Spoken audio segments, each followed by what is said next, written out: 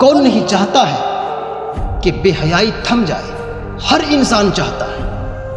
ہر انسان یہ بھی چاہتا ہے کہ شریعت میں جو کام غلط طریقے سے ہو رہے ہیں وہ ختم ہو جائے. لیکن میں آپ سے سوال کرتا ہوں، کیا چاہنے سے باطل مٹ جائے گا؟ کیا چاہنے سے اسلام میں ہو رہے غلط کاموں کا خاتمہ ہو جائے گا؟ کیا صرف چاہنے سے اسٹیج کی اصلاح ہو جائے گی؟ کیا صرف چاہنے سے بے لگام مفتی لگام میں آ جائیں گے؟ کیا صرف چاہنے سے مذہب اسلام کا پرچم لہر جائے گا؟ ہرگز نہیں، ہرگز نہیں. چاہنے سے آپ باطل کا بال باکا بھی نہیں کر پائیں گے. آپ چاہنے سے باطل کا ذرہ برابر بھی نقصان نہیں کر پائیں گے، کیونکہ ہر چیز کو کرنے کے لیے ایک مجاہد کی ضرورت ہے. پیارے ساتھیوں، اگر آج کسی انسان کے گھر میں کوئی انسان ہے، ایک فرد ہے، اس کا 2 بیٹا ہے، وہ بیٹا جوان ہے، بیٹا جوان ہے، بالکل شبابیت کے عالم میں ہے، باپ ضعیفی کی منزل میں ہے.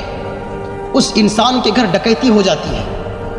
اس انسان کے گھر میں چند لوگ آتے ہیں اور اس کی بہو بیٹیوں کے ساتھ عصمت ریزی کی جاتی ہے. میرے عزیز ساتھیوں، اب آپ یہ بتائیے، وہ بوڑھا باپ یہ سوچتا ہے کہ میرے گھر میں ایک جوان بیٹا ہے، اس کا انتقام میرا بیٹا لے گا.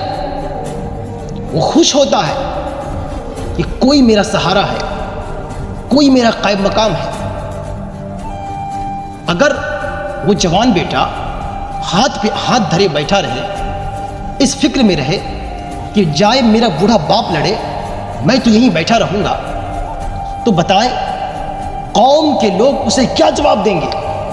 یہ بتاؤ، تیرے گھر میں ڈکیتی ہو گئی، تیری بہو بیٹیوں پہ انگلی اٹھائی گئی، ان کی عصمت ریزیاں کی گئی، اور تم ہاتھ پہ ہاتھ دھرے بیٹھے ہو.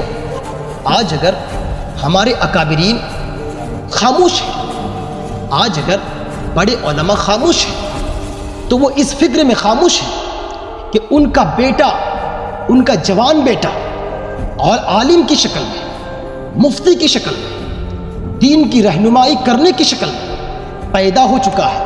انہیں خوشی ہوتی ہے کہ چلو میں ضعیف ہوں، اب میری عمر ہو چکی ہے، خدا نے مجھ سے جو کام لینا تھا لے لیا، اب خدا نے بقیہ دین کا کام کسی جوان کے سپرد کر دیا ہے. اگر کسی انسان کی یہ فکر ہے کہ اکابرین کی موجودگی میں یہ لوگ غلط کر رہے ہیں، تو اولاً مجھے ایسی فکر پہ اف ہے، مجھے ایسی فکر پہ اف ہے، تعجب ہے. ایسی فکر کو آپ کسی ندی نالے میں بہا دیجئے تو بہتر ہوگا.